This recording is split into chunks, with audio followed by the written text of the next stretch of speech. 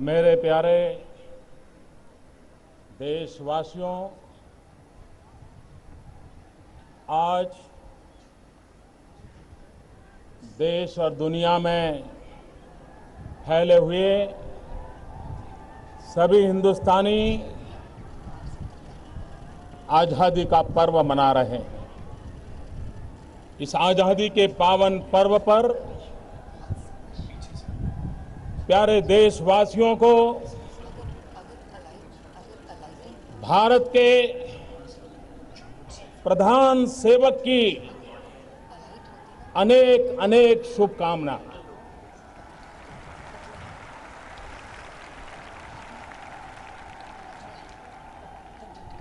मैं आपके बीच प्रधानमंत्री के रूप में नहीं, प्रधान सेवक के रूप में उपस्थित हूं।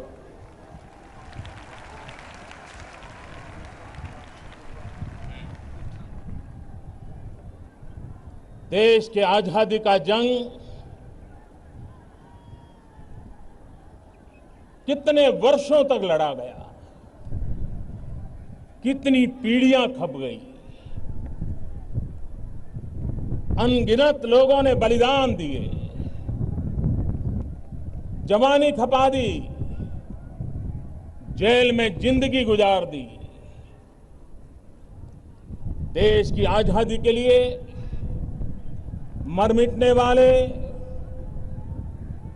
समर्पित उन सभी आजादी के सिपाहियों को मैं शत शत वंदन करता हूं, नमन करता हूं।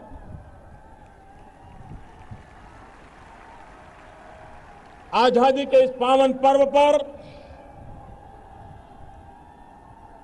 भारत के कोटि कोटि जनों को भी मैं प्रणाम करता हूं और आजादी के जंग के लिए जिन्होंने कुर्बानियां दी, उनका पुण्य स्मरण करते हुए हम आजादी के इस पावन पर्व पर मां भारती के कल्याण के लिए हमारे देश के गरीब, पीड़ित, दलित, शोषित समाज के पिछड़े हुए सभी लोगों के कल्याण का, उनके लिए कुछ न कुछ कर गुजरने का संकल्प करने का पर्व है। मेरे प्यारे देशवासियों, राष्ट्रीय पर्व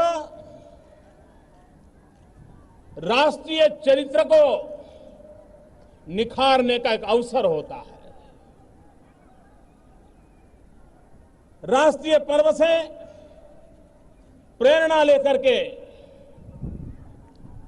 भारत के राष्ट्रीय चरित्र, जन जन का राष्ट्रीय चरित्र जितना अधिक निखरे, जितना अधिक राष्ट्र के लिए समर्पित हो, हर कार्यकलाप राष्ट्रहित की कसौटी पर कसे जाए, अगर उस प्रकार का जीवन जीने का हम संकल्प करते हैं तो आजादी का पर्व भारत को नई ऊंचाइयों पर ले जाने का एक प्रेरणा पर्व बन सकता है।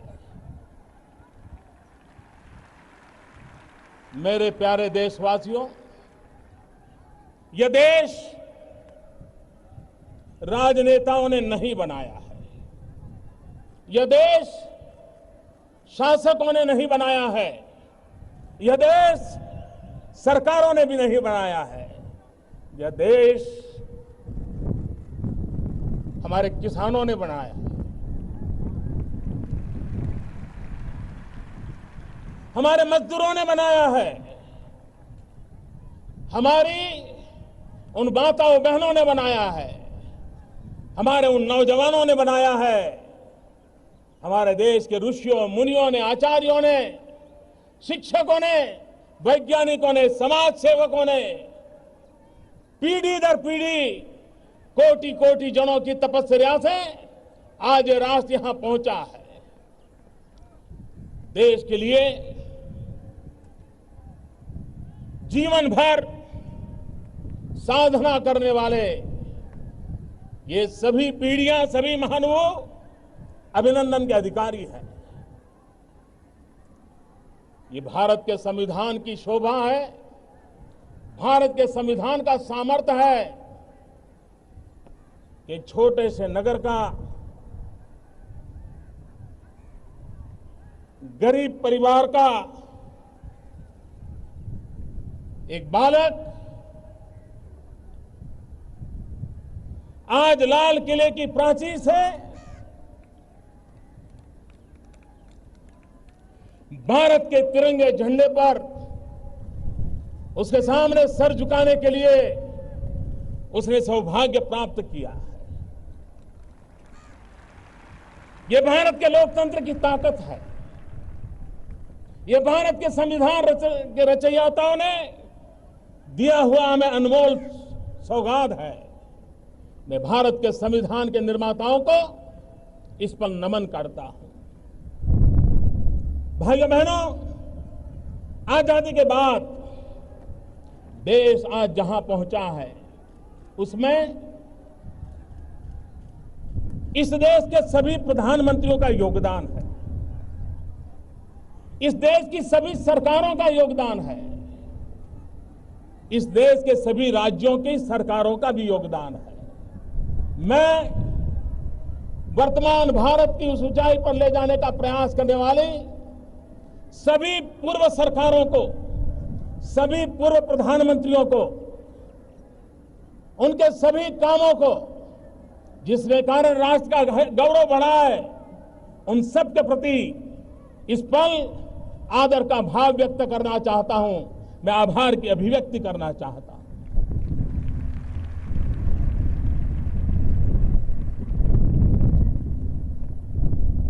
यह देश पुरातन सांस्कृतिक धरोहर की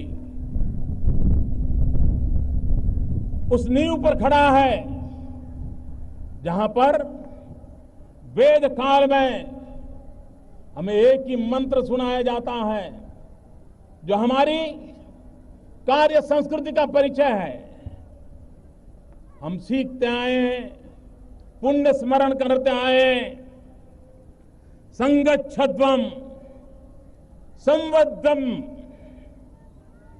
संवो मनासी जानताम। हम साथ चले, मिलके चले, मिलके सोचे, मिलके संकल्प करें और मिलकर के हम देश को आगे बढ़ाएं। इस मूल मंत्र को लेकर के 125 करोड़ देशवासियों ने देश को आगे बढ़ाना।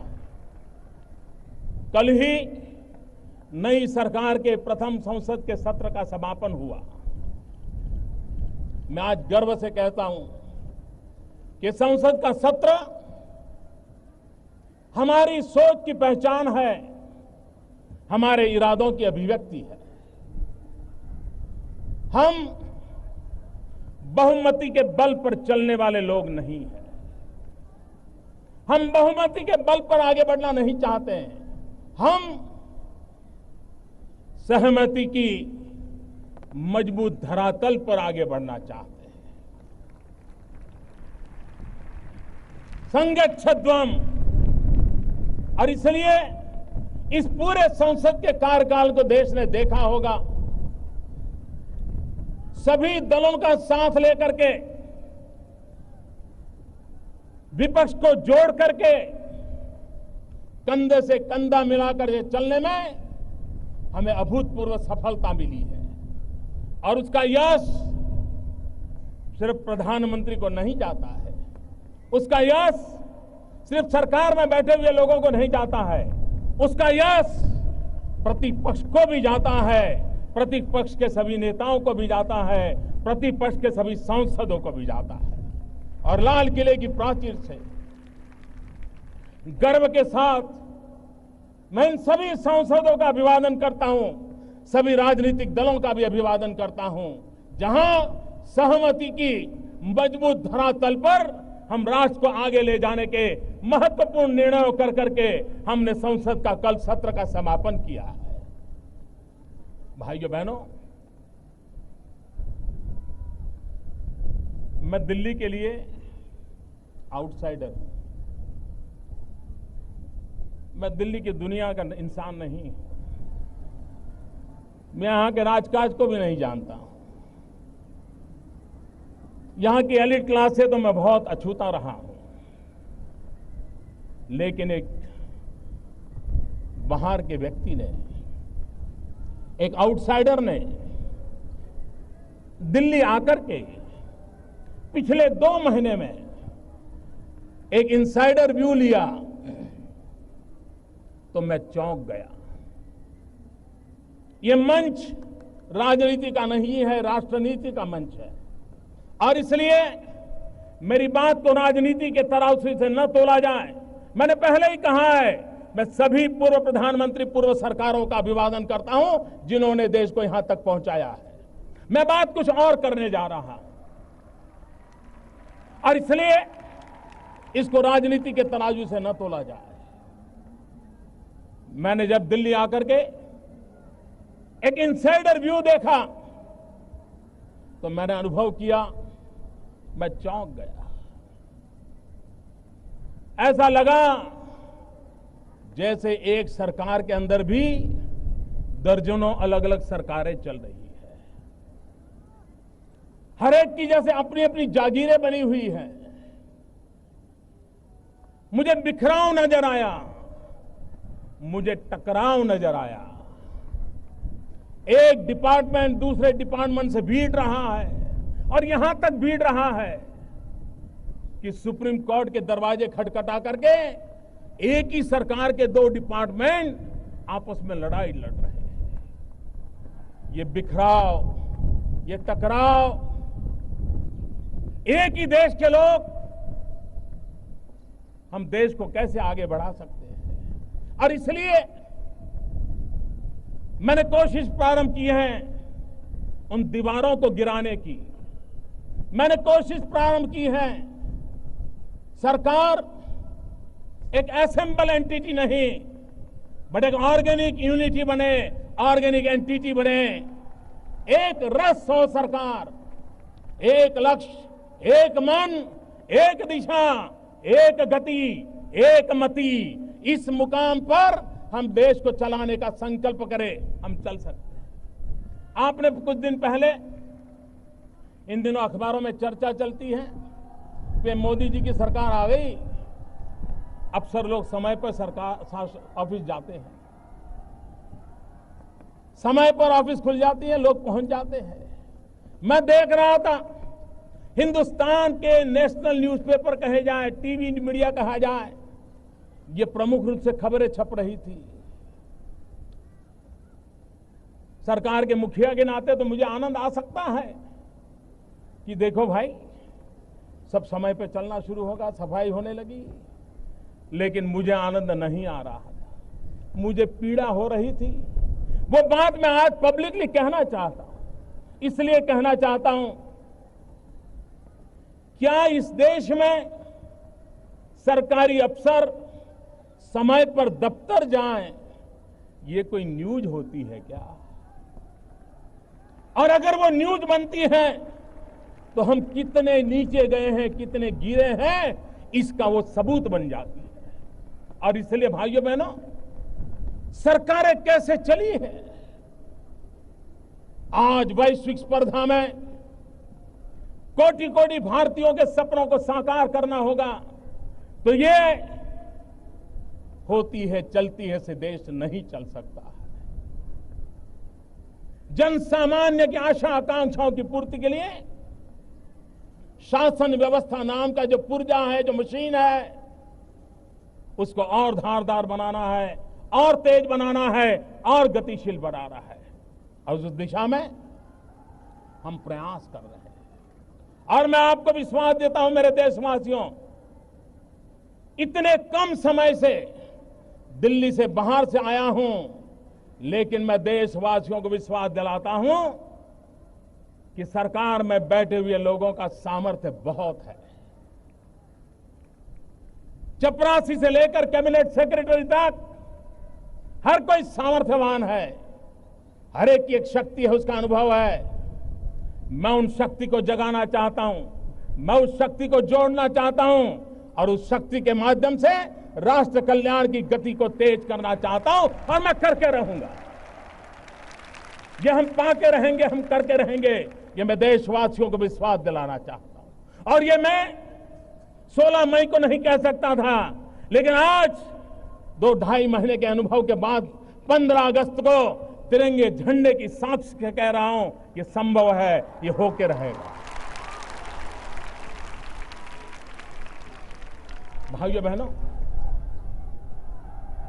क्या देश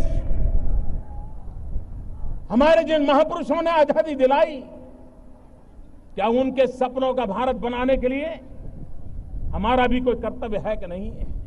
हमारा भी कोई राष्ट्रीय चरित्र है कि नहीं है? उस पर हमने गंभीरता से सोचने का समय आ गया है। भाइयों बहनों, कोई मुझे बताए कि हम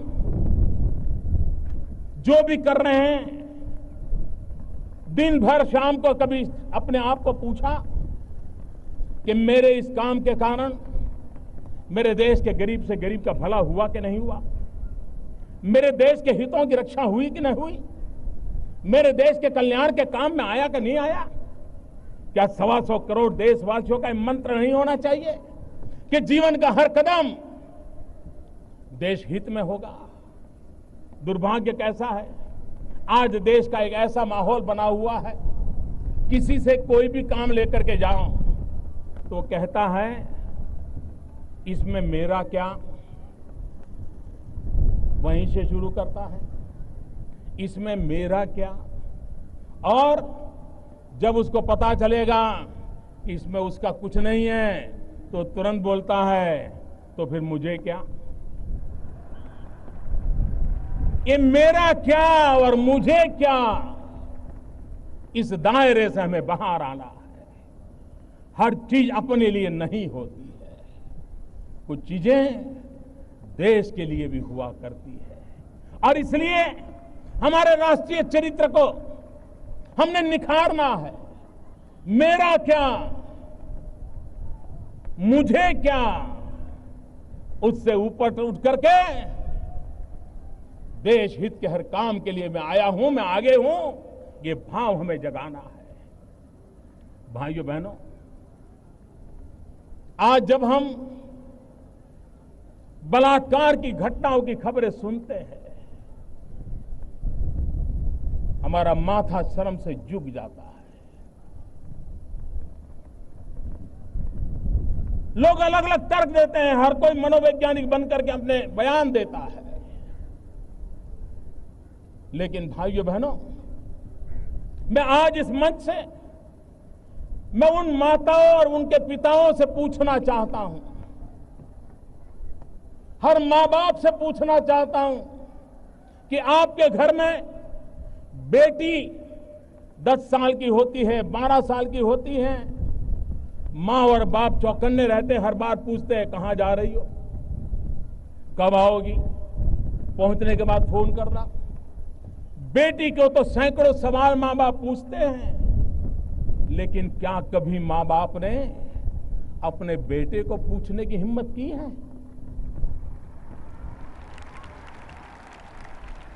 कहां जा रहे हो, क्यों जा रहे हो, कौन दोस्त है? आखिर बलात्कार करने वाला किसी का बेटा तो है,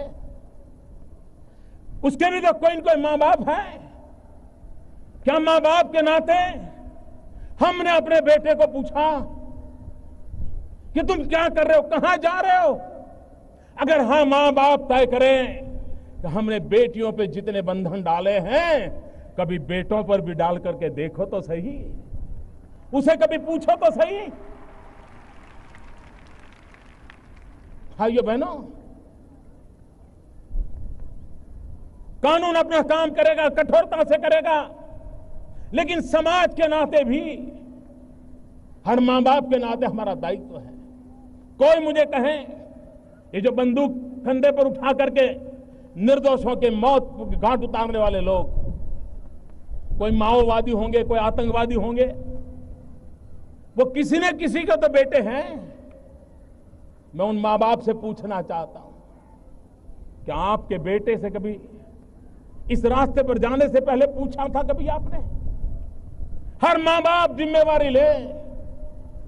इस गलत रास्ते पर ले गया हुआ आपका बेटा निर्दोषों की जान लेने के पर उतारू है। न वो अपना भला कर पा रहा है, न अपने परिवार का भला कर पा रहा है, और न ही देश का भला कर पा रहा है। और मैं हिंसा के रास्ते पर गए हुए उन नौजवानों से कहना चाहता हूं, आप जो भी आज हैं, कुछ न कुछ तो भारत माता ने आपको दिया है, तब पहुंचे हैं। आप जो भी हैं, आपके मां बाप ने आपको कुछ तो दिया है, तब है। मैं आपसे पूछना चाहता हूं, कंधे पर बंदूक लेकर के आप धरती को लाल तो कर सकते हो, लेकिन कभी सोचो अगर कंधे पर हल होगा तो हरियाली धरती कितनी प्यारी लगेगी, कितनी प्यारी लगेगी।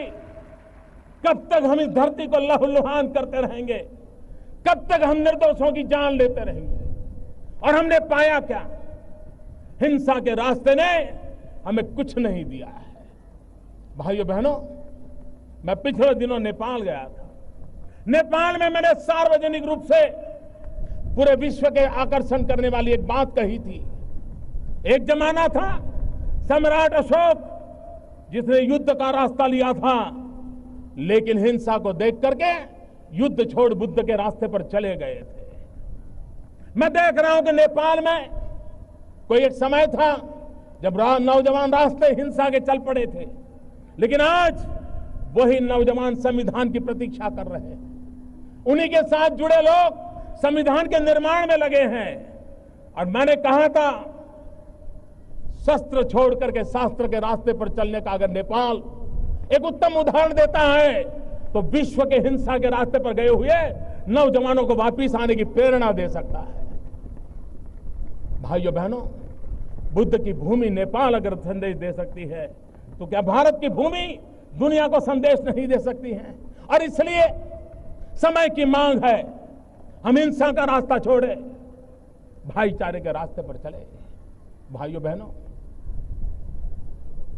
सदियों से किसी न किसी कारणवश सांप्रदायिक तनाव से हम गुजर रहे हैं। देश विभाजन तक हम पहुंच गए। आजादी के बाद भी कभी जातिवाद का जहर, कभी सांप्रदायवाद का जहर, ये पापाचार कब तक चलेगा? किसका भला होता है? बहुत लड़ लिया, बहुत लोगों को काट लिया, बहुत लोगों को मार दिया। भाइयों बहनों, एक बार पीछे मुड़ करके देखिए, किसी ने कुछ नहीं पाया है सिवाय भारत मां के अंगों पर दाग लगाने के सिवा हमने कुछ नहीं किया है। और इसलिए मैं देश के उन लोगों से आह्वान करता हूं, जातिवाद का जहर हो, संप्रदायवाद का जहर हो, प्रांतवाद का जहर हो, ऊंच नीच का भाव हो, ये देश को आगे बढ़ाने में रुकावट है। एक बार मन में तय करो, 10 साल के लिए मॉरिटोरियम तय करो। 10 साल तक इन सारे तनावों से हम मुक्त समाज की ओर जाना चाहते हैं। और आप देखिए, शांति, एकता, सद्भावना, भाईचारा हमें आगे बढ़ने में कितनी ताकत देते। एक बार देखो मेरे देशवासियों, मेरे शब्द पे भरोसा कीजिए। और मैं आपको विश्वास दिलाता हूं, अब तक किए हुए पापों को, उस रास्ते को छोड़ें, सद्भावना भाईचारे का रास्ता अपनाएं और हम देश को आगे ले जाने का संकल्प करें। मुझे विश्वास है कि हम इसको कर सकते हैं। भाइयों बहनों, जैसे जैसे विज्ञान आगे बढ़ रहा है, हमें आधुनिकता की एक मन में भाव जगता है और हम करते क्या है? क्या कभी सोचा है आज हमारे देश में सेक्स रेशियो का क्या हाल है? 1000 लड़कों के सामने 940 बेटियां पैदा होती हैं। ये समाज में असंतुलन कौन पैदा कर रहा है? ईश्वर तो नहीं कर रहा है। मैं उन डॉक्टरों से अनुरोध करना चाहता हूं, आपकी तिजोरी भरने के लिए किसी मां के गर्भ में पल रही बेटी को मत मारिए।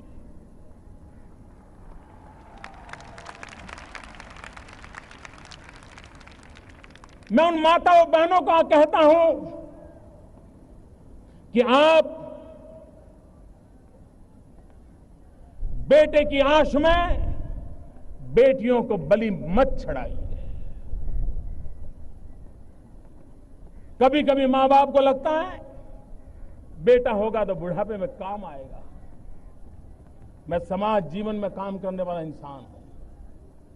मैंने ऐसे परिवार देखे हैं, 5 बेटे हो, 5 के 5 बंगलो हो, घर में 10-10 गाड़ियां हो, लेकिन बूढ़ा मां बाप ओल्ड एज होम में रहते हैं, वृद्धाश्रम में रहते हैं।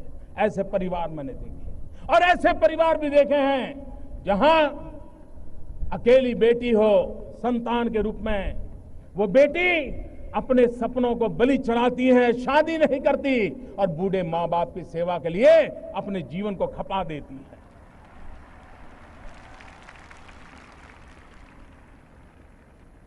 यह असमानता, मां के गर्भ में बेटियों की हत्या, ये 21वीं सदी के मानव का मन कितना कलुषित, कलंकित, कितना दाग भरा है, उसका प्रदर्शन कर रहा है। इससे हमें मुक्ति लेनी होगी और यही तो आजादी के पर्व का हमारे लिए संदेश है। अभी राष्ट्रमंडल के खेल हुए, भारत के खिलाड़ियों ने भारत को गौरव दिलाया है।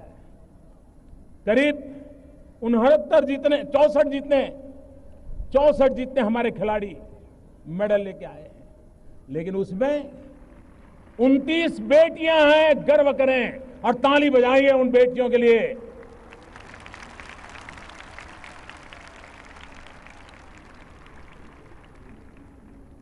भारत की आन बान शान में हमारी बेटियों का भी योगदान है।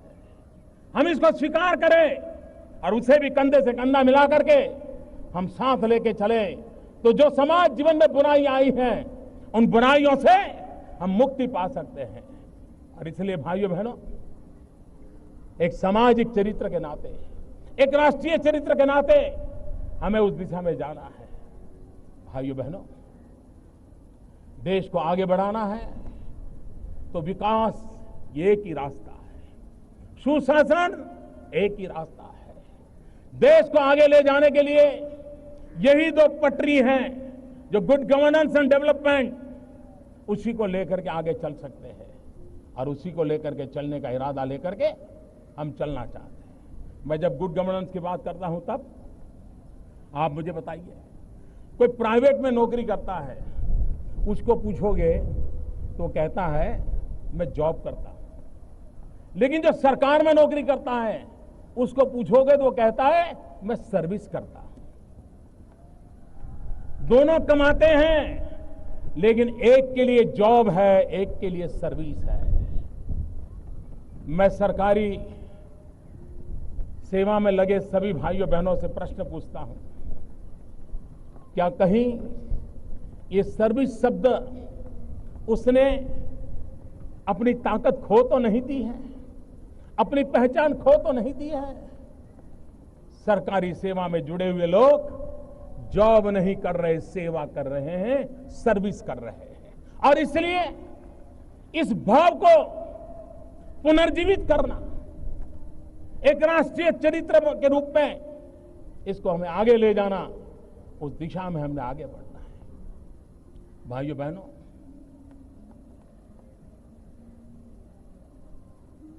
क्या देश के नागरिकों ने राष्ट्र के कल्याण के लिए कदम उठाना चाहिए कि नहीं उठाना चाहिए? आप कल्पना कीजिए, 125 करोड़ देशवासी एक कदम चले तो ये देश 125 करोड़ कदम आगे चला जाएगा।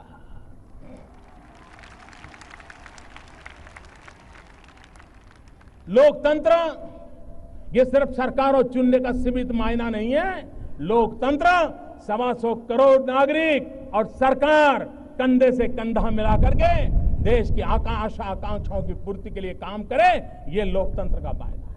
हमें जनभागीदारी करनी है, पीपल्स प्राइवेट पार्टनरशिप के साथ में आगे बढ़ना है। हमें जनता को जोड़ करके आगे बढ़ना है। और जोड़ने के आगे बढ़ने के लिए आप मुझे बताइए, आज हमारा किसान आत्महत्या क्यों करता है? साहूकार से कर्ज लेता है, कर्ज दे नहीं सकता है, मर जाता है।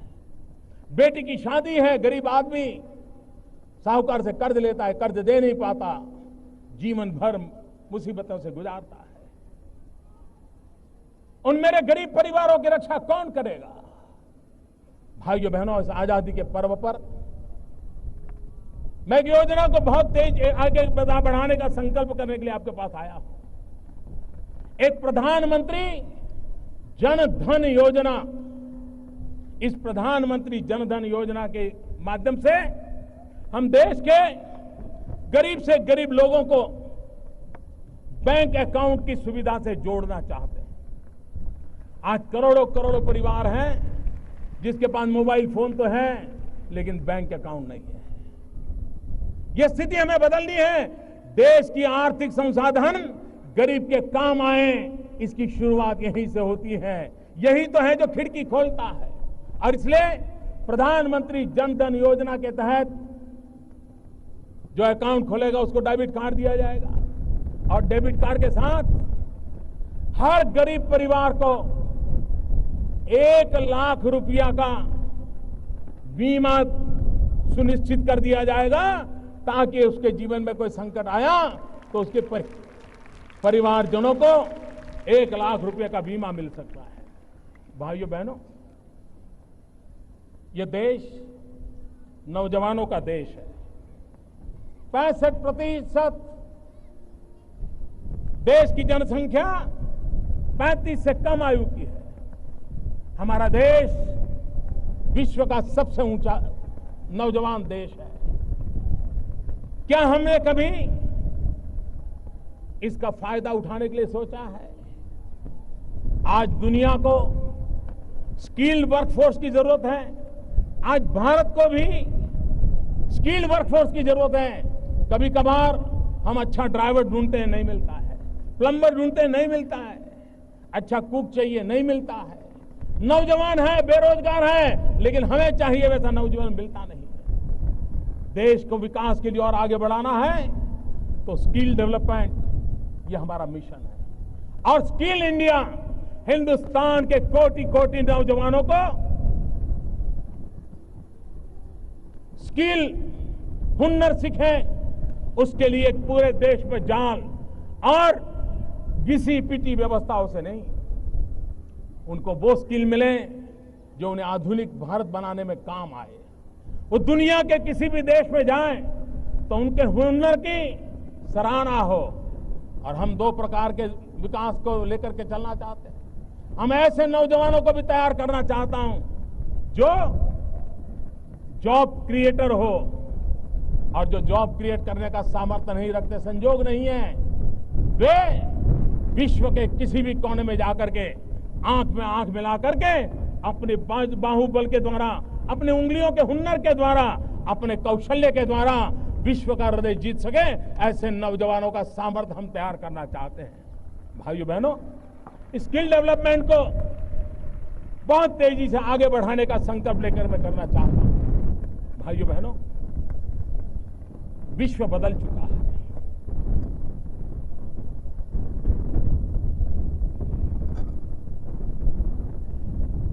मेरे प्यारे देशवासियों, विश्व बदल चुका है। अब भारत अलग थलग अकेला या एक कोने में बैठकर अपना भविष्य तय नहीं कर सकता। विश्व की आर्थिक व्यवस्थाएं बदल चुकी हैं और इसलिए हम लोगों को भी उसी रूप में सोचना होगा। सरकार ने अभी कई फैसले लिए हैं, बजट में कुछ घोषणाएं की हैं और मैं विश्व को आह्वान करता हूं, विश्व में पहुंचे हुए भारतवासियों को भी आह्वान करता हूं। आज अगर हमें नौजवानों को ज्यादा से ज्यादा रोजगार देना है तो हमें मैन्युफैक्चरिंग सेक्टर को बढ़ावा देना पड़ेगा। इंपोर्ट एक्सपोर्ट की जो स्थिति है उसको संतुलन पैदा करना हो तो हमें मैन्युफैक्चरिंग सेक्टर पर बल देना होगा। हमारे नौजवानों की जो विधा है, सामर्थ्य है, उसको अगर काम में लाना है तो हमें मैन्युफैक्चरिंग की ओर जाना पड़ेगा और इसके लिए हिंदुस्तान की भी पूरी ताकत लगे, लेकिन विश्व की शक्तियों को भी हम निमंत्रण देते हैं। और इसलिए मैं आज लाल किले की प्राचीर से विश्व भर में लोगों से कहना चाहता हूं, कम मेक इन इंडिया, आइए हिंदुस्तान में निर्माण कीजिए। दुनिया के किसी भी देश में जाकर के बेचिए, लेकिन निर्माण यहां कीजिए, मैन्युफैक्चर यहां कीजिए। हमारे पास स्किल है, टैलेंट है, डिसिप्लिन है, कुछ कर गुजरने का इरादा है। हम विश्व को एक सानुकूल अवसर देना चाहते हैं कि आइए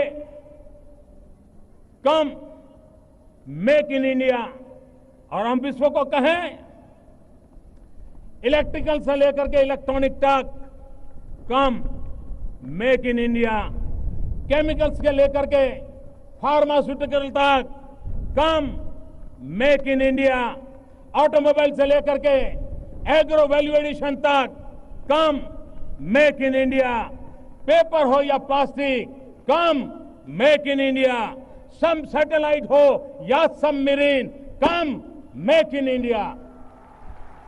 ताकत है हमारे देश में, आइए मैं निमंत्रण देता हूं। और भाइयों बहनों, मैं देश के नौजवानों को भी एक आह्वान करना चाहता हूं, विशेष करके उद्योग क्षेत्र में लगे हुए छोटे छोटे लोगों को आह्वान करना चाहता हूं। मैं देश के टेक्निकल एजुकेशन से जुड़े हुए नौजवानों को आह्वान करना चाहता हूं। जैसे मैं विश्व को कहता हूं मेक इन इंडिया, मैं देश के नौजवानों को कहता हूं, हमारा सपना होना चाहिए कि दुनिया के हर कोने में ये बात पहुंचनी चाहिए, मेड इन इंडिया। ये हमारा सपना होना चाहिए। क्या मेरे देश के नौजवान देश सेवा करने के लिए सिर्फ भगत सिंह की तरह फांसी पर ही लटकना अनिवार्य है? भाइयों बहनों, लाल बहादुर शास्त्री जी ने जय जवान जय किसान एक साथ मंत्र दिया था। जवान जो सीमा पर अपना सर दे देता है, उसी की बराबरी में जय जवान कहा था। क्यों? क्योंकि अन्न के भंडार भर करके मेरा किसान भारत मां की उतनी ही सेवा करता है जैसे जवान भारत मां की रक्षा करता है। ये भी देश सेवा है। अन्न के भंडार भरना ये भी किसान की सबसे बड़ी देश सेवा है। और तभी तो लाल बहादुर शास्त्री ने जय जवान जय किसान कहा था। भाइयों बहनों, मैं नौजवानों से कहना चाहता हूं, आपके रहते हुए छोटी मोटी चीजें हमें दुनिया से इंपोर्ट क्यों करनी पड़े? क्या मेरे देश के नौजवान ये तय कर सकते हैं? वो जरा रिसर्च करें, ढूंढें कि भारत कितने प्रकार की चीजों को इंपोर्ट करता है और वो फैसला करें कि मैं अपने छोटे छोटे काम के द्वारा, उद्योग के द्वारा, मेरा छोटा ही कारखाना क्यों ना हो, लेकिन मेरे देश को इंपोर्ट करने वाली कम से कम एक चीज मैं ऐसी बनाऊंगा कि मेरे देश को कभी इंपोर्ट ना करना पड़े। इतना ही नहीं, मेरा देश एक्सपोर्ट करने की स्थिति में आए। अगर हिंदुस्तान के लाखों नौजवान एक एक आइटम लेकर के बैठ जाएं, भारत दुनिया में एक्सपोर्ट करने वाला देश बन सकता है।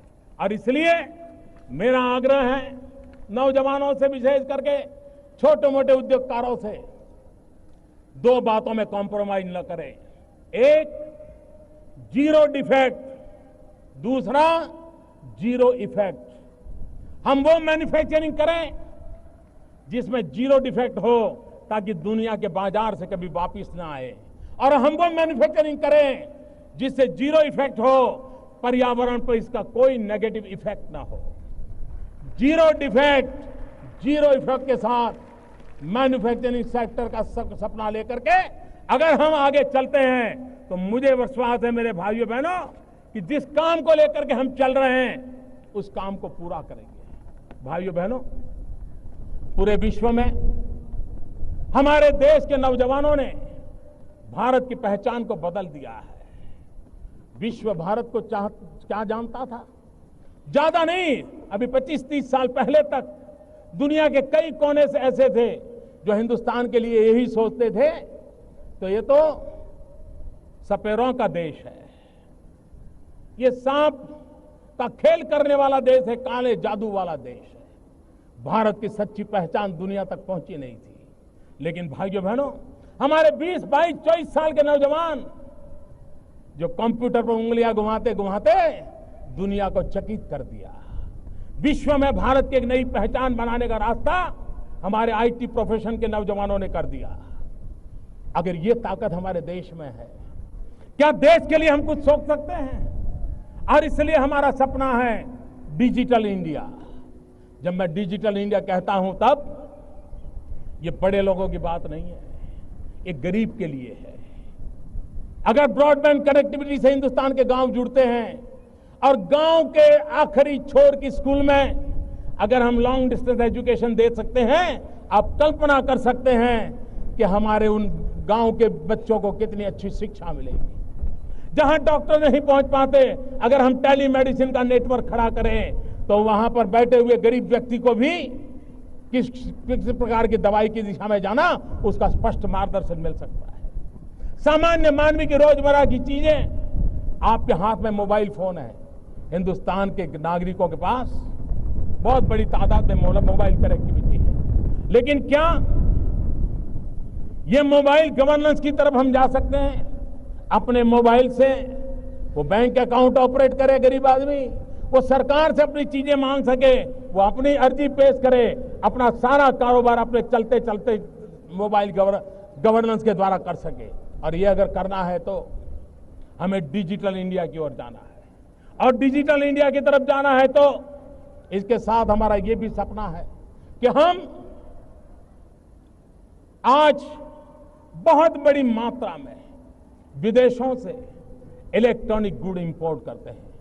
आपको हैरानी होगी भाइयों बहनों, ये टीवी, ये मोबाइल फोन, ये आईपैड, ये जो इलेक्ट्रॉनिक गुड हम लाते हैं, देश के लिए पेट्रोलियम पैदाशों को लाना अनिवार्य है। डीजल और पेट्रोल लाते हैं, तेल लाते हैं, उसके बाद दूसरे नंबर पर हमारा इलेक्ट्रॉनिक गुड इंपोर्ट पर खड़ा हुआ है। अगर हम डिजिटल इंडिया का सपना लेकर के इलेक्ट्रॉनिक गुड के मैन्युफैक्चरिंग के लिए चल पड़े और हम कम से कम स्वनिर्भर बन जाए तो देश की तिजोरी को कितना बड़ा लाभ हो सकता है। और इसलिए हम इस डिजिटल इंडिया को लेकर के जब आगे चलना चाहते हैं तब ई गवर्नेंस,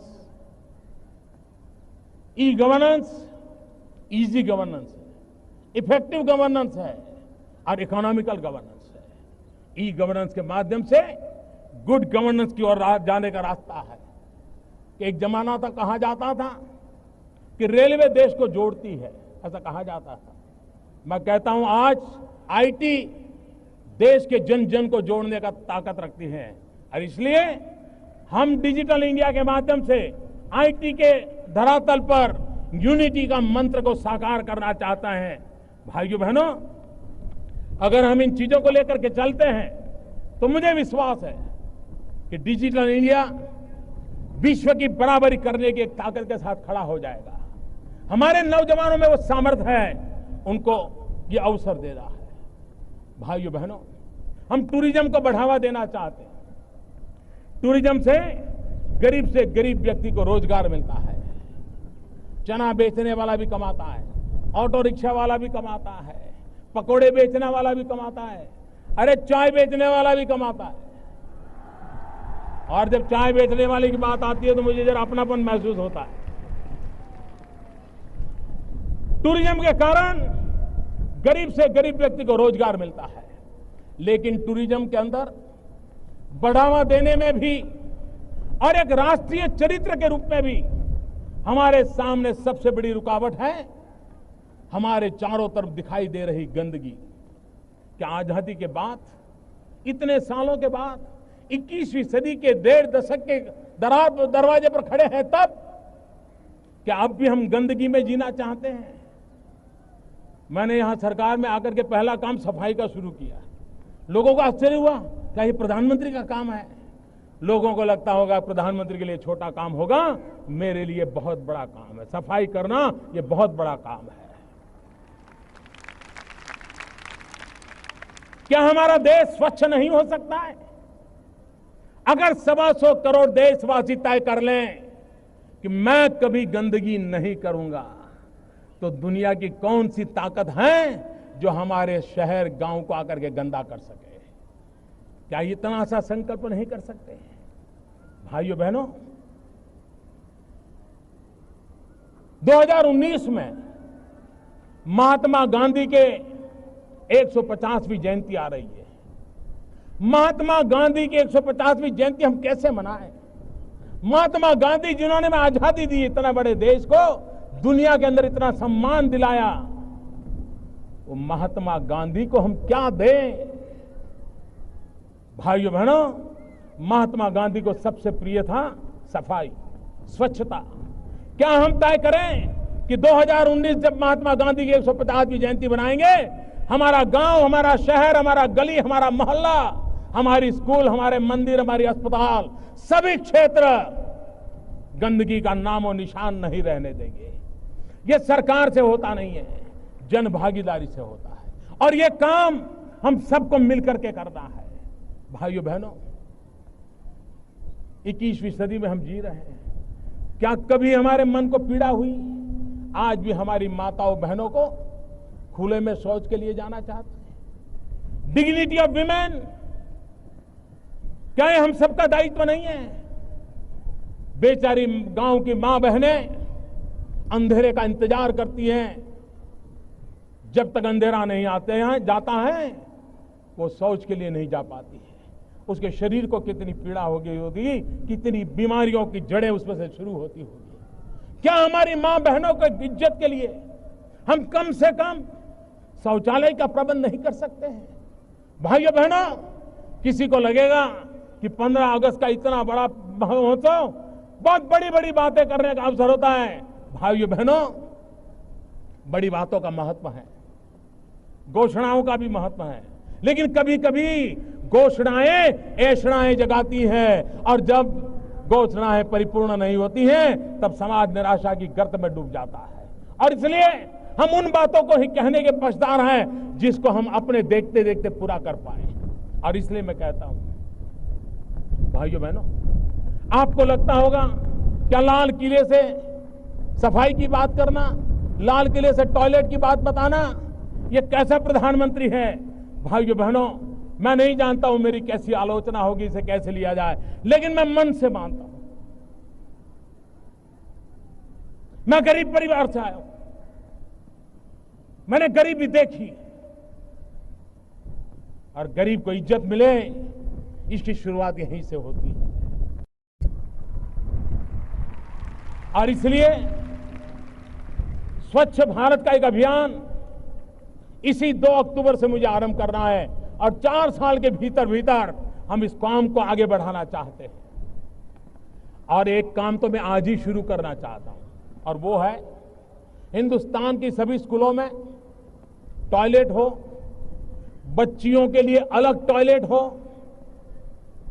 तभी तो हमारी बच्चियां स्कूल छोड़ करके भागेगी नहीं। और मैं एमपी लेड फंड का जो उपयोग कर रहे हैं हमारे सांसद, उनसे आग्रह करता हूं, 1 साल के लिए आपका धन स्कूलों में टॉयलेट बनाने के लिए खर्च कीजिए। सरकार अपना बजट टॉयलेट बनाने में खर्च करे। और मैं देश के कॉरपोरेट सेक्टर को भी आह्वान करना चाहता हूं, कॉरपोरेट सोशल रिस्पॉन्सिबिलिटी के तहत आप जो खर्च कर रहे हैं, आप उसमें प्राथमिकता स्कूलों में टॉयलेट बनाने के लिए दीजिए। सरकार के साथ मिलकर के, राज्य सरकारों के साथ मिलकर के 1 साल के भीतर भीतर अगली 15 अगस्त को जब हम यहां खड़े हो, तब विश्वास के साथ खड़े हो, कब हिंदुस्तान की कोई स्कूल ऐसी नहीं है कि जहां बच्चे और बच्चियों के लिए अलग टॉयलेट का निर्माण होना बाकी है। भाइयों बहनों, अगर हम सपने लेकर के चलते हैं तो सपने पूरे भी होते हैं। मैं आज एक विशेष बात और करना चाहता हूं।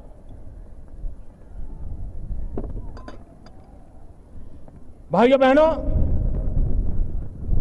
देश हित की चर्चा करना, देश हित के विचारों को देना, इसका अपना महत्व है।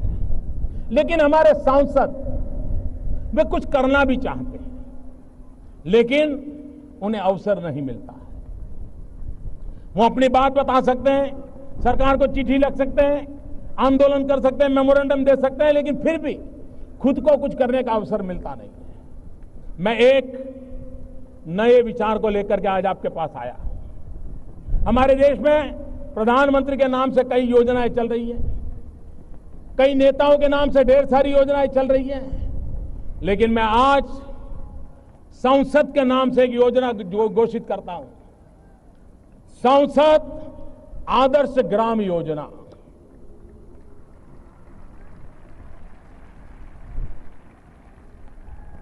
हम कुछ पैरामीटर तय करेंगे और मैं सांसदों से आग्रह करता हूं कि वो अपने इलाके में 3000 से 5000 के बीच का कोई भी गांव पसंद कर ले और कुछ पैरामीटर तय हो, वहां की स्थल काल परिस्थिति के अनुसार, वहां की शिक्षा, वहां का स्वास्थ्य, वहां की सफाई, वहां के गांव का माहौल, गांव में ग्रीनरी, गांव का मेलजोल, कई पैरामीटर अपन तय करेंगे। और हर सांसद 16 तक अपने इलाके में एक गांव को आदर्श गांव बनाए। इतना तो कर सकते हैं ना भाई, करना चाहिए ना। देश बनाना है तो गांव से शुरू करें, एक गांव आदर्श बनाएं। और मैं 2016 का टाइम इसलिए देता हूं कि नई योजना है, लागू करने में, योजना बनाने में कभी समय लगता है। और 16 के बाद जब 2019 में वो चुनाव के लिए जाए, उसके पहले और 2 गांवों को करे। और 2019 के बाद हर सांसद 5 साल के कार्यकाल में कम से कम 5 आदर्श ग्राम अपने इलाके में बनाए। जो शहरी क्षेत्र के एमपी हैं, उनसे भी मेरा आह्वान है, वे भी एक गांव पसंद करें। जो राज्यसभा के एमपी हैं, उनसे भी मेरा आग्रह है, वे भी एक गांव पसंद करें। हिंदुस्तान के हर जिले में एक अगर आदर्श गांव बना करके हम देते हैं, तो सभी अगल बगल के गांवों को खुद को उस दिशा में जाने का मन कर जाएगा। एक मॉडल गांव बना करके देखें, व्यवस्थाओं से भरा हुआ गांव बना करके देखें। और मैं 11 अक्टूबर जयप्रकाश नारायण जी की जन्म जयंती है। 11 अक्टूबर को जयप्रकाश नारायण जी की जन्म जयंती पर इस संसद आदर्श ग्राम योजना की कंप्लीट ब्लूप्रिंट सभी सांसदों के सामने रख दूंगा, सभी राज्य सरकारों के सामने रख दूंगा। और मैं राज्य सरकारों से भी आग्रह करता हूं कि आप भी इस योजना के माध्यम से अपने राज्य में जो अनुकूलता हो, वैसे सभी विधायकों के लिए एक आदर्श ग्राम बनाने का संकल्प करिए। आप कल्पना कर सकते हैं, देश के सभी विधायक एक आदर्श ग्राम बनाएं, सभी सांसद एक आदर्श ग्राम बनाएं। देखते ही देखते हिंदुस्तान के हर ब्लॉक में एक आदर्श ग्राम तैयार हो जाएगा, जो हमें गांव की सुख सुविधा को बदलाव लाने के लिए हमें प्रेरणा दे सकता है, हमें नई दिशा दे सकता है। और इसलिए इस सांसद ग्राम योजना के तहत हम आगे बढ़ना चाहते हैं। भाइयों बहनों, जब से हमारी सरकार बनी है तब से अखबारों में, टीवी में एक चर्चा चल रही है, प्लानिंग कमीशन का क्या होगा। मैं समझता हूं कि जिस समय प्लानिंग कमीशन का जन्म हुआ, योजना आयोग का जन्म हुआ, उस समय की जो स्थितियां थी, उस समय की जो आवश्यकताएं थी, उसके आधार पर उसकी रचना की गई। और पिछले इन वर्षों में योजना आयोग ने अपने तरीके से राष्ट्र के विकास में उचित योगदान किया है। मैं इसका आदर करता हूं, गौरव करता हूं, सम्मान करता हूं, सत्कार करता हूं। लेकिन अब देश की अंदरूनी स्थिति भी बदली हुई है, वैश्विक परिवेश भी बदला हुआ है, आर्थिक गतिविधि का केंद्र सरकारें नहीं रही हैं, उसका दायरा बहुत फैल चुका है। राज्य सरकारें विकास के केंद्र में आ रही है और मैं इसको अच्छी निशानी मानता हूं। भारत को आगे ले जाना है तो राज्यों को आगे ले जाकर के ही होने वाला है। भारत के फेडरल स्ट्रक्चर की अहमियत पिछले 60 साल में जितनी थी, उससे ज्यादा आज के युग में है। हमारे संघीय ढांचे को मजबूत बनाना, हमारे संघीय ढांचे को चेतनवंत बनाना, हमारे संघीय ढांचे को विकास की धरोहर के रूप में काम लेना, मुख्यमंत्री और प्रधानमंत्री की एक टीम फॉर्मेशन हो, केंद्र और राज्य की एक टीम हो, ये टीम बनकर के आगे चले, तो इस काम को अब प्लानिंग कमीशन के नए रंग रूप से सोचना पड़ेगा। और इसलिए लाल किले की प्राचीर से एक बहुत बड़ी चली आ रही पुरानी व्यवस्था में उसका कायाकल्प भी करने की जरूरत है, उसमें बहुत बदलाव करने की आवश्यकता है। और कभी कभी पुराने घर के रिपेयरिंग में खर्चा ज्यादा होता है, लेकिन संतोष नहीं होता है, फिर मन करता है अच्छा है कि नया ही घर बनाते हैं। और इसलिए बहुत ही कम समय के भीतर योजना आयोग के स्थान पर एक क्रिएटिव थिंकिंग के साथ राष्ट्र को आगे ले जाने की दिशा, पब्लिक प्राइवेट पार्टनरशिप की दिशा, संसाधनों का ऑप्टिमम यूटिलाइजेशन, प्राकृतिक संसाधनों का ऑप्टिमम यूटिलाइजेशन, देश की युवा शक्ति के सामर्थ्य का उपयोग, राज्य सरकारों की आगे बढ़ने की इच्छाओं को बल देना, राज्य सरकारों को ताकतवर बनाना, संघीय ढांचे को ताकतवर बनाना, ऐसा नए रूप रंग के साथ, नया शरीर, नई आत्मा के साथ, नई सोच के साथ, नई दिशा के साथ, नए विश्वास के साथ एक नए इंस्टीट्यूशन को हम निर्माण करेंगे। और बहुत ही जल्द योजना आयोग की जगह पर ये नई इंस्टीट्यूट काम करे, उस दिशा में हम आगे बढ़ने वाले हैं। भाइयों बहनों, आज 15 अगस्त महर्षि अरविंद का भी जन्म जयंती का पर्व है। महर्षि अरविंद ने एक क्रांतिकारी से निकल करके योग गुरु की अवस्था को प्राप्त किया था। उन्होंने भारत के भाग्य के लिए कहा था कि मुझे विश्वास है भारत की दैविक शक्ति, भारत की आध्यात्मिक विरासत विश्व कल्याण के लिए अहम भूमिका निभाएगा। इस प्रकार के भाव महर्षि अरविंद ने व्यक्त किए थे। मेरी महापुरुषों की बातों में बड़ी श्रद्धा है, मेरी त्यागी तपस्वी ऋषि और मुनियों की बातों में बड़ी श्रद्धा है। और इसलिए मुझे आज लाल किले की प्राचीर से स्वामी विवेकानंद जी के वो शब्द याद आ रहे हैं, जब स्वामी विवेकानंद जी ने कहा था कि मैं मेरी आंखों के सामने देख रहा हूं। विवेकानंद जी के शब्द थे, मैं मेरी आंखों के सामने देख रहा हूं कि फिर एक बार मेरी भारत माता जाग उठी है, मेरी भारत माता जगत गुरु के स्थान पर विराजमान होगी। हर भारतीय मानवता के कल्याण के काम आएगा। ये भारत की विरासत विश्व के कल्याण के लिए काम आएगी। ये शब्द स्वामी विवेकानंद जी ने अपने तरीके से कहे थे। भाइयों बहनों, विवेकानंद जी के शब्द कभी असत्य नहीं पुरवार हो सकते। स्वामी विवेकानंद जी के शब्द भारत को जगत गुरु देखने का उनका सपना, उनकी दीर्घदृष्टि, उस सपने को पूरा करना हम लोगों का कर्तव्य है। दुनिया का ये सामर्थ्यवान देश, प्रकृति से हरा भरा देश, नौजवानों का देश आने वाले दिनों में विश्व के लिए बहुत कुछ कर सकता है। भाइयों बहनों, लोग विदेश की नीतियों के संबंध में चर्चा करते हैं। मैं साफ मानता हूं, भारत की विदेश नीति के कई आयाम हो सकते हैं, लेकिन एक महत्वपूर्ण बात है जिस पर मैं अपना ध्यान केंद्रित करना चाहता हूं। क्या हम आजादी की जैसे लड़ाई लड़े, मिलजुल करके लड़े थे? तब तो हम अलग नहीं थे, हम साथ साथ थे। कौन सी सरकार हमारे साथ थी? कौन से शस्त्र हमारे पास थे? एक गांधी थे, सरदार थे, और लक्षावधि स्वतंत्र सेनानी थे, और इतनी बड़ी सल्तनत थी। और सल्तनत के सामने हम आजादी का जंग जीते कि नहीं जीते,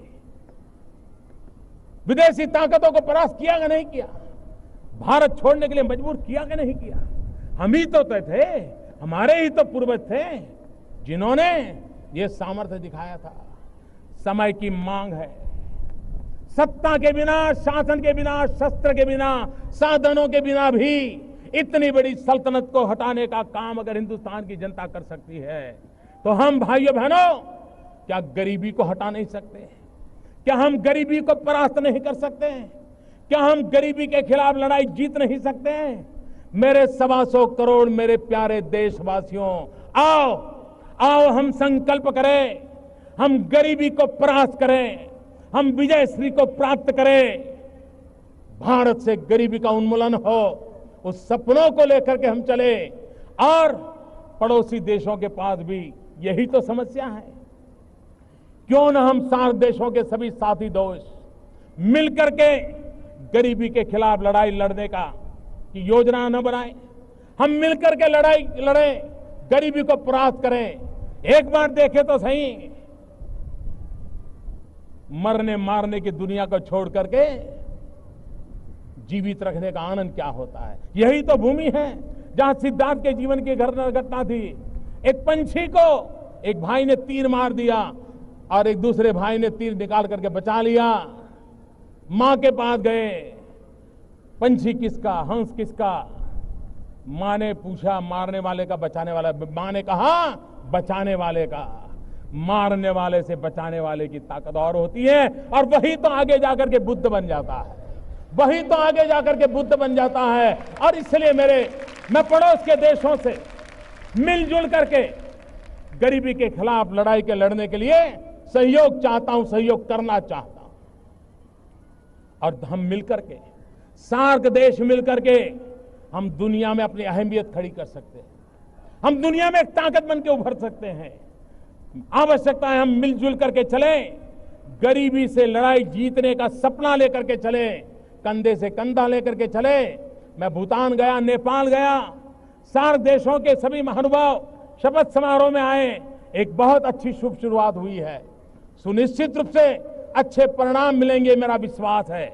और देश और दुनिया में भारत की ये सोच, हम देशवासियों का भला करना चाहते हैं और विश्व के कल्याण में काम आ सके, ऐसा हिंदुस्तान हाथ फहराना चाहता है। इन सपनों को लेकर के पूरा कर करके आगे बढ़ने का हम प्रयास कर रहे हैं। भाइयों बहनों, आज 15 अगस्त को देश के लिए कुछ न कुछ करने का संकल्प लेकर के चलेंगे। हम देश के लिए काम आए, देश को आगे बढ़ाने का संकल्प लेकर चलेंगे। और मैं आपको विश्वास दिलाता हूं भाइयों बहनों, मैं मेरे सरकार के साथियों को भी कहता हूं, अगर आप 12 घंटे काम करोगे तो मैं 13 घंटे करूंगा, अगर आप 14 घंटे काम करोगे तो मैं 15 घंटे करूंगा। क्यों? क्योंकि मैं प्रधानमंत्री नहीं, प्रधान सेवक के रूप में आपके बीच आया हूं। मैं शासक के रूप में नहीं, सेवक के रूप में सरकार लेकर के आया हूं। और भाइयों बहनों, मैं विश्वास दिलाता हूं, यह देश उसकी एक नियति है, विश्व कल्याण की नियति है। ये विवेकानंद जी ने कहा था, यह नियति को पूर्ण करने के लिए यह भारत का जन्म हुआ है, यह हिंदुस्तान का जन्म हुआ है। इसकी परिपूर्ति के लिए 125 करोड़ देशवासियों ने तन मन से मिलकर के राष्ट्र के कल्याण के लिए आगे बढ़ना है। मैं फिर एक बार देश के सुरक्षा बलों को, देश के अर्धसैनिक बलों को, देश के सभी सिक्योरिटी फोर्सेस को मां भारती की रक्षा के लिए उनकी तपस्या, त्याग, उनके बलिदान, उनका गौरव करता हूं। और मैं देशवासियों को कहता हूं, राष्ट्रयाम जागरयाम वयम, eternal vigilance is the price of liberty. हम जागते रहो, सेना जाग रही है, हम भी जागते रहें और देश नए कदम की ओर आगे बढ़ता रहे। इसी एक संकल्प के साथ आगे बढ़ना है। सभी मेरे साथ पूरी ताकत से बोलिए, भारत माता की, भारत माता की, भारत माता की जय हिंद, जय हिंद, जय हिंद, वंदे वंदे वंदे। जनगण मन अधिनायक जय हे भारत भाग्य विधाता। पंजाब सिंध गुजरात मराठा द्राविड़ उत्कल बंग। विंध्य हिमाचल यमुना गंगा उच्छल जलधि तरंग। तव शुभ नामे जागे, तव शुभ आशीष मांगे। गाहे तव जय गाथा। जनगण मंगलदायक जय हे भारत भाग्य विधाता। जय हे, जय हे, जय हे, जय जय जय जय हे।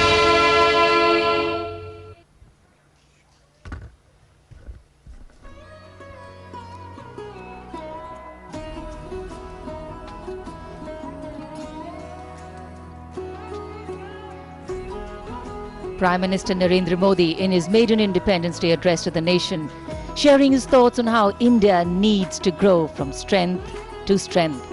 And hundreds of balloons in the colors of the national flag being released, the final act symbolizing ultimate freedom. This symbolic rising of the collective national aspiration, a clear call that real and meaningful progress is sustainable only if we move ahead together with integrity and honesty, living freedom in its highest form. नए विचार, नया उत्साह और नए संकल्प, देश के भविष्य की उड़ान को उम्मीदों के नए पंख मिल गए हैं। संपूर्ण पृथ्वी से आकाश तक भारत की पहचान, मान और सम्मान का सपना साकार होगा, ऐसा विश्वास है। स्वाधीनता दिवस की एक बार फिर शुभकामनाएं। जय हिंद।